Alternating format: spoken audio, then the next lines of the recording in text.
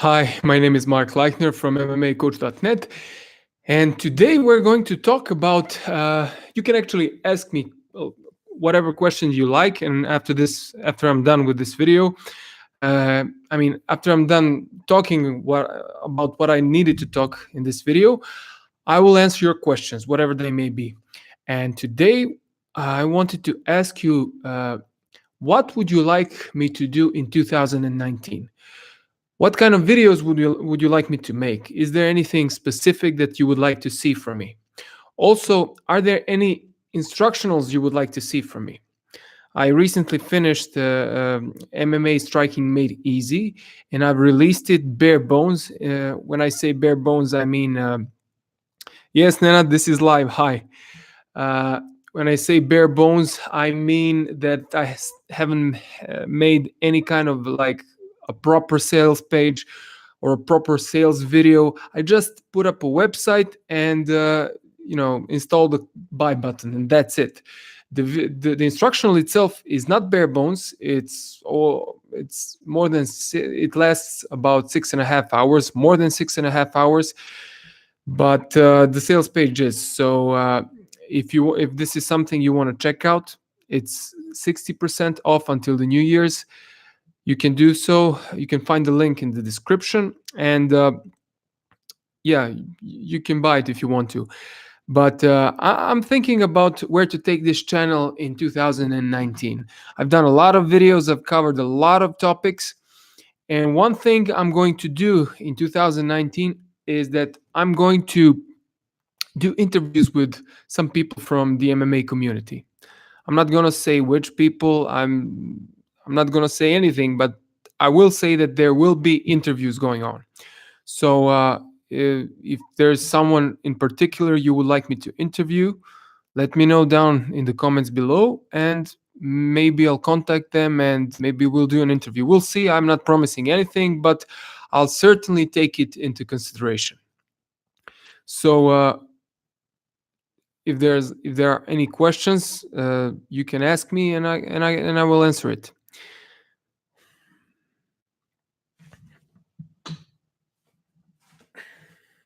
So I wanted to talk more about this upcoming instructional. Actually, the instructional I've released. It is the reason why I haven't been posting any videos in the past couple of weeks. I've been very, very busy with finishing the shooting of the instructional and with editing. I did it all by myself. I did have help with my training partners and my students. They helped me demonstrate techniques. But the shooting and the editing was done by me, so it's harder to do it that way because I'm not behind the camera. But I've done it. It took a lot of energy from me, and now it's done. So if you wanna learn striking, if you want to improve your striking game in 2019, that's the way to go. You can buy this instructional. What I emphasize a lot, and this is really, really important in any MMA segment, is the foundations. I really emphasize how to move in striking, how to hold your stance, how to hold your hands up or hands down, whatever you want. We discuss these things. Of course, the basis is hands up. There are fighters that do hands down fighting, but they have to take other things into consideration. So it's a very, very good instructional to understand the basics, but not just the basics. I go into more advanced strategies as well, but the basics are there. And if you have the basics, you can then later do a lot of things with them. So Neko is asking me, John Jones versus Gustafsson 2. Well, I don't know. Those are both great fighters. When I trained in Sweden, I got to train a few times with Alexander Gustafsson, but it was way back when he was just starting, and he was good back then too. In the first fight, he gave him a lot of trouble. Nobody gave that much trouble to John Jones except Gustafsson. What version of John Jones will we see? I don't know.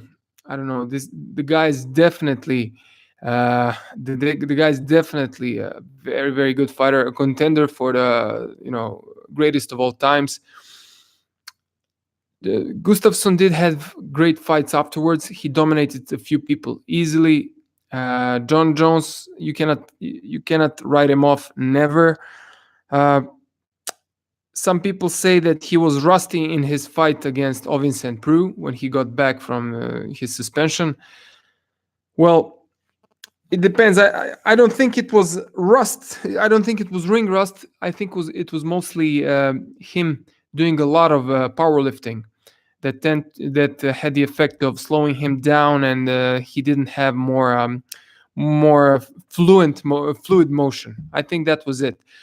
But right now, if he's training, and he is training, and if he's not doing too much powerlifting, we're probably going to see a much better version of John Jones than before. Now, is ring rust a real thing? For some people it is. For a lot of people it is. Dominic Cruz proved that for him it was not when he returned and took the title again. But we'll see. I don't know. Those are both great fighters. I wouldn't be surprised with any outcome of that fight. Hadar Ayash says more southpaw strategy. Well, we'll see. Maybe it's. I'm a southpaw myself, but I didn't start off as a southpaw. And in this instructional I've told you about, I explained what kind of stance you need to assume if you're coming from a wrestling or judo background. My suggestion is you can do both, of course, but I think it's better if you assume a stance that you already have when wrestling. There are benefits to this. There are also people that wrestle differently with the different foot in front than they do striking. One of them is Johnny Hendricks, for example. George St. Pierre, he wrestles and strikes the same way. That's why his shoot is phenomenal. If Johnny Hendricks wanted to shoot, he has to change legs. He has to strike, then change stances, then shoot, which is slow or slower than what George St. Pierre does. He just shoots. So southpaw strategies, as I said, I fought in the orthodox stance while I competed. Then I switched to southpaw when I retired from competitive fighting, because I wanted to play around. I wanted to play around, learn the southpaw stance. Now I mostly do the southpaw stance. I can still do the orthodox, but my southpaw is my main stance. So maybe we'll do some more instructionals on southpaw. Israel Adesanya versus Anderson Silva. Ooh, I don't know. You can never count out Anderson Silva, but Israel Adesanya is on the rise, and he has crazy striking. That's going to be a terrific fight to watch. Now, are both of those guys going to be, going to fight from ego and just, do striking only, or are they going to mix it up and maybe go for takedowns and go for maybe some ground fighting? I don't know. We'll see. So I don't remember Anderson Silva ever going for a takedown, and I haven't watched enough of Israel Adesanya to determine that. So I'm not so sure. It's very hard. It's very hard to call fights. When I try to analyze fights, I sometimes do that on this channel. I then watch fights of both fighters before. I try to look for not commonalities, but I try to look for patterns in their fighting to see what they're doing consistently in each fight, and then determine if one or the other is going to win. But it's very, very, very hard, because in MMA, first of all, I've been wrong many times. Many of us are wrong, but this sport, you cannot have all the factors in your head. You don't know if he had a good training camp. You don't know if he was injured. You don't know if he had personal problems, the fighter. So it's difficult to determine if one or the other guy is going to win. Joe O'Connor asks, what do you think about training in the gi as an MMA fighter? Okay, I never did train in the gi. Hello, Anthony. What's up? I never trained in the gi. Actually, let me back up a little bit. I've trained in the gi when I did judo, because I have a judo background, and normally, of course, we train in the gi. But when I switched to MMA, I did very, very little BJJ in the gi, because I knew that in order to maximize my time, I had to ditch a few things. One of them was gi jujitsu, because I had no use for it. It would have been, one part of me is sorry for that, because I didn't go, I didn't do regular BJJ. I went to a purple belt, and that was a long, long time ago. And if I continued with the gi, I might have gotten to the black belt right now, but it doesn't matter. MMA was my main concern, and I just did no gi. No, very, very little classes with the gi, because I didn't want to get used to the gi, to cloth, and that paid dividends. That was a good strategy for MMA, because I became good with no gi, and also I became good in the context of MMA ground fighting, which is different than grappling, and grappling is different than gi fighting. Now, for MMA fighter, you have to see. You have to see if you're a BJJ guy that has already trained in the gi. Yeah, why not? You can train. Some MMA fighters do train in the gi, but I believe that most of their time is spent training no gi, because they will fight no gi. So for me, it's my personal opinion, and I know many guys don't do this the way I described it. Go for no gi only. You don't have time for everything. You have to box, you have to Thai box, you have to wrestle, you have to do MMA training, like, where you connect every element together. You have to perhaps do even not even, but you have to do conditioning, at least some part. And this is a separate subject altogether, and I have a video about MMA conditioning. And I also, on this channel, I also interviewed a very, very high level expert in the field of conditioning. So Mladen Jovanovic, my friend, I'll leave the links in the description of this video when I finish, so you can watch this if that's what you're interested in. So yeah, you have to maximize your time. Okay, so Fabricio Leal says he would like to see more takedowns. Okay, that's the plan. By the way, the next instructional, when I get around to it, will be about takedowns and clinch. So yeah, that's the next one. What do I think about Darren Till? Okay, Darren Till, well, he's a southpaw. He's very rangy, and he's a great striker. Very, very difficult to take down, and if you take him down, he gets back right back up. So he's good. He lost to the champion. I forgot his name. It's on the tip of my tongue. It doesn't matter. Maybe someone of you guys can remind me in the comments. I forgot. I know his name. I've watched thousands of his, a lot of his fights, but right now I forgot. So he's good, but we'll see what he does next. Will he move up to 185 or what? Will he stay at 170? He has very hard weight cuts, so we'll see. I want to start training indeed. Luis Gonzalez says he wants to start training. Tyron Woodley, thank you, Hadar. Thank you. What do I think of body shots in MMA because no one uses it? Well, I think they're good, and I disagree that nobody uses it. I think, if I remember correctly, Diaz brothers use it.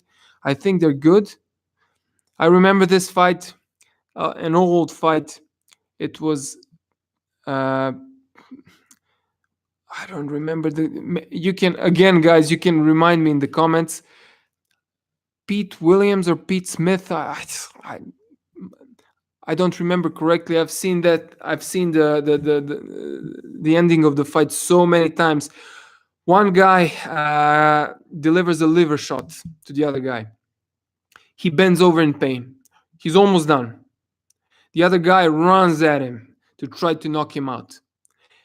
And the bent over guy finds the last atom of strength and hits the cross to the chin, clean to the chin.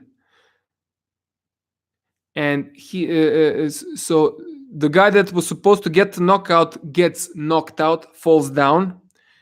The referee steps in to stop the bent over guy, that's in so much pain from finishing the fight. Then and the bent over guy now falls down as well. So they're both lying down. One is knocked out from across to the chin. The other one is knocked out from the body shot. It was the craziest thing I've ever seen. One of the craziest things I've ever seen. I've seen many crazy things in MMA fights. So that's one of the things that's one of the fights I remember.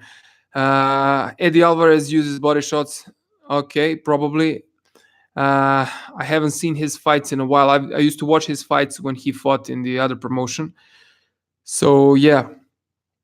Any other question, guys? Because I'm going to wrap this up right now. And yeah, I've seen you gave me some feedback. Takedowns. Fabricio says takedowns in 2019. Johnny says, "Hey coach, what do you think about Stosic and Rakic? Great light heavyweights." Stosic had a great start. I don't know when he's supposed to fight next. I know Rakic had a fight recently which he won, but I didn't get to see it. So great. I've seen them fight a couple of times. They are looking good right now. Looking good. So I hope they can climb the ladder more. So we have more southpaw strategy, takedowns, and that's it. Yeah. So cool. If you watch this video later and you have more, and yeah, we're gonna do some interviews as well. If you watch this video later, if you have some comments, please leave them down below. And I wanted to ask you one more thing. If there are among you, if there are, I know a lot of coaches are watching and upcoming fighters too, maybe fighters that are fighting in the amateur circuit and maybe even pro. If you're interested in making good videos for YouTube, is this something that you would like me to do an instructional on? How to do videos for YouTube, lighting, sound, stuff like that.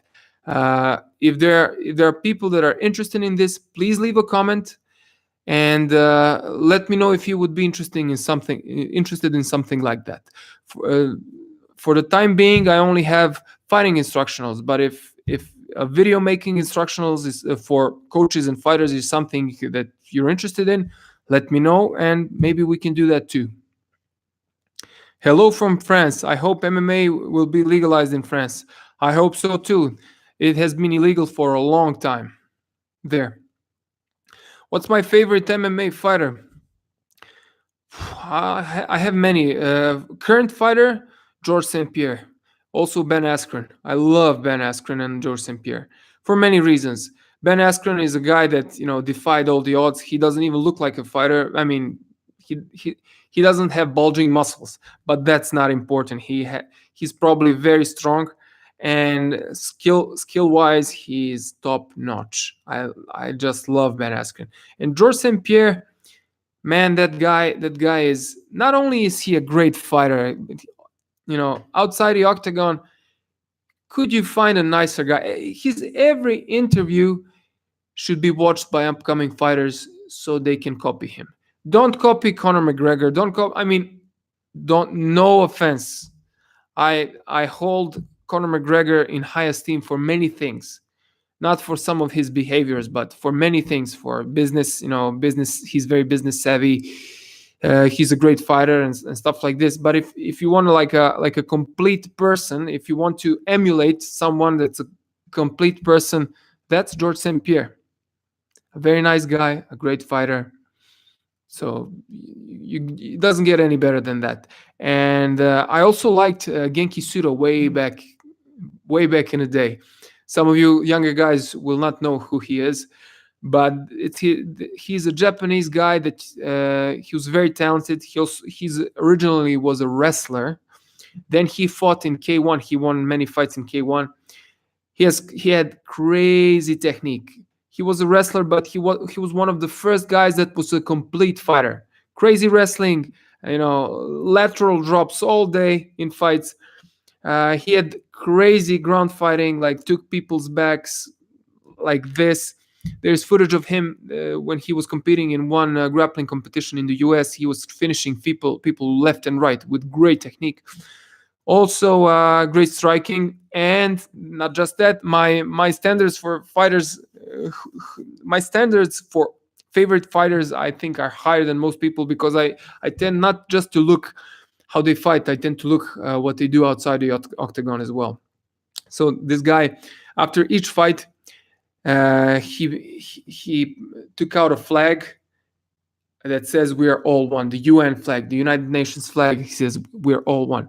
He also wrote a couple of books, I think, on Zen Buddhism, but don't quote me on this because I'm not sure. I read that a long time ago. He has a pop group called New World Order. He has interesting videos. He dances well. He had a he's very interesting. He's a very interesting character. So another questions. Could you make a video explaining boxing strikes to MMA strikes? People are mixing up the two. What do you mean boxing strikes to MMA strikes? Do you mean like the rules in boxing, what the rules allow, or I'm not sure what you mean. He will beat Colby Covington. Who will beat Colby Covington? Tyron Woodley. Oh, if you mean Tyron Woodley, we'll see. I don't know. Perhaps. I'm so proud of Francis Ngannou because he represents our country, France. Okay. Oh no, not France, but is it? Do you think about? Are you referring to France, or where is he from? I forgot.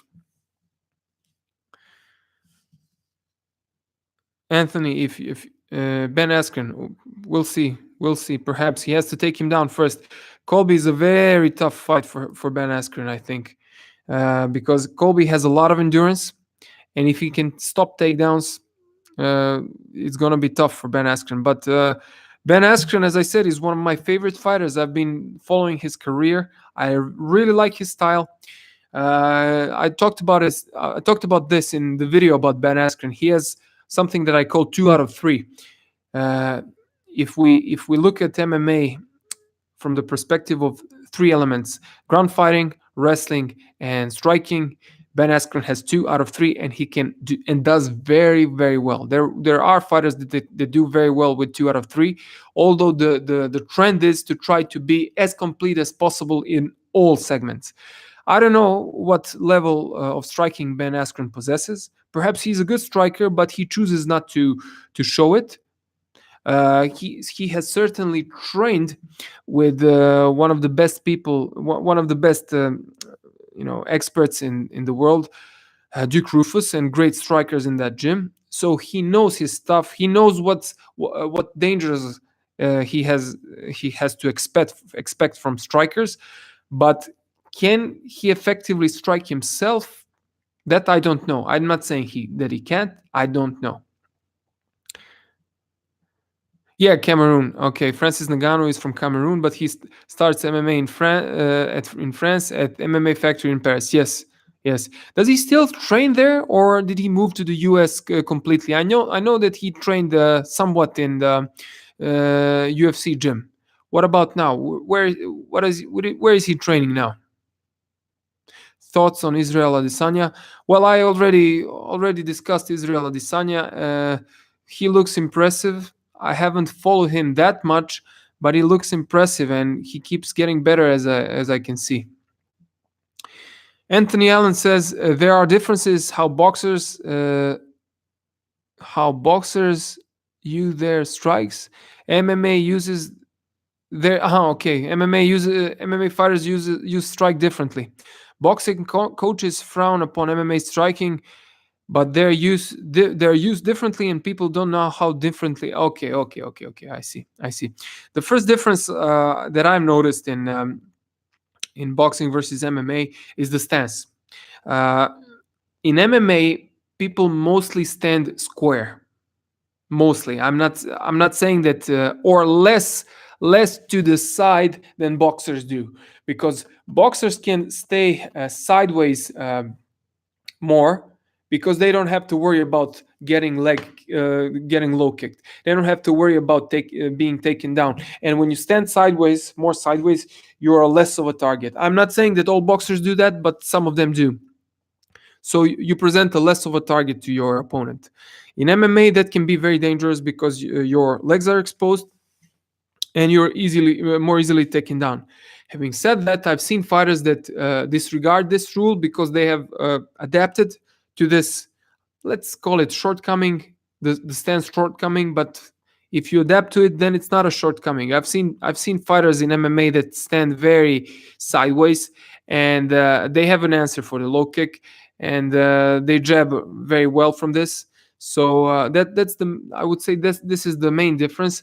I've noticed that MMA fighters throw shots wider than not all of them, but a lot of MMA fighters throw shots wider than boxers. Boxers are more tight in their stance, so that's one of the differences too. Also, I've had you have to modify your boxing. Some boxers tend to stay low and go straight like this, and sometimes they can end up getting high kicked for their trouble. We had a boxer in our gym, a very good guy, very good boxer, that came and accidentally got knocked out by a high kick. Our guy didn't want to knock him out, but it was sometimes accidents happen. We don't when we spar, we don't spar to knockout. So and he was always going straight, slipping straight. If that's all you do, you're gonna be the other guy, your opponent, is going to find out what you're doing very quickly. He's going to see your patterns of movement and he's going to exploit that, especially the kickers. If you're slipping to the side always, you're going to, I'm not saying slipping is bad. This is not what I'm saying. I'm saying you have to mix it up. If this is all you do, if you go straight all the time, they're going to know where the target is. That's fine in boxing, but when kicks are in the mix, you have to be careful. You have to mix it up. Okay, for UFC Beijing, we have trained at Paris. But I know for the fight versus Derek Lewis, he worked with Syndicate MMA. He says he have trained in Paris. Okay. Saleh Alabad asks, is 13 good age to enter MMA competition? I'm not so sure. I think at age 13 you should be. It's probably a better idea if you compete in grappling or BJJ or judo or wrestling, some grappling sports, because you will get the benefits of competition, which is you get to learn how to deal with jitters, how to deal with with several fights during that day, because in grappling sports you have a tournament type of competition where if you want to go to the finals, you have to defeat several opponents, which I think is even harder than having a professional MMA fight, where you know that you have one opponent for that night. You know who he is. You know that you have prepared specifically for him, and that's it. In the tournament, yes, there are kicks to the head and punches to the head, sure, but in tournament type of competition, you don't know who you're fighting. You can guess who you're fighting if you're meeting them all the time in competition. You know who is in your weight class, but still, you're never sure who you're going to fight. The first fight, will you win the first fight? Will you go to the second round? Will you go to the third round? Will you go to the finals? So psychologically, for me at least, I've done judo for all my since I was a kid. Psychologically, for me, MMA was much easier, or at least this is how I understand it. This is how I see it. But you can get a lot of benefits from grappling competitions. It's the same thing, just without strikes. Still, you're gonna feel jitters. You're gonna feel anxiousness. You have to learn how to deal with that. It's not gonna go away. It's always there. You just have to know how to deal with it. And it's better to learn how to deal with it without someone punching you and kicking you to the head. So you preserve your CPU. It doesn't get corrupted. So yeah, that's my thing. And I'm not saying that striking competitions are bad. Go ahead and compete in striking all you want, but not for kids. I wouldn't do it for kids. There are striking competition for kids where they're not allowed to kick and punch very hard to the head and the body, light contact. That's okay, that might do, but for kids, I wouldn't do that. And there are fighters that come from striking backgrounds and they do very well. Cool, but not this. I would save striking for when you're a bit older. What do I think about feints? Hadar asks. I think they're good, and I've discussed them in one of the videos in my latest instructional MMA Striking Made Easy. So you have the link in the description below if you like to check it out. As I said at the beginning of this video, it's bare. The sales page is bare bones. I still haven't done a sales video. I still haven't done a proper sales page and everything, but it's discounted heavily, 60% discount, and it's going to last until the New Year's, until January the 1st. So yeah, you can check it out. I've discussed feints there. You should be using them, sure. You should be gauging your opponent's reactions, and yeah, it's easy. It's easier to do something when you feint. Sometimes high-level strikers feint. High-level strikers observe their opponent's reactions. They don't just strike. Well, some of them just strike and use their athleticism and reflexes and stuff. But a lot of high-level strikers observe how you react after he threw a few shots, and then he can maybe do something else depending on your reactions. And feints help a lot. So yeah, let's wrap this up, guys. Thank you for your questions. If you have any other questions, leave them down below in the description. And yeah, I will see you soon. I hope I can do another video until the New Year's. And in the New Year's, we'll do some interviews and some more videos. If any of you have more ideas on what I should do for videos, leave them down in the comments below. And yeah, I will see you soon. Thank you.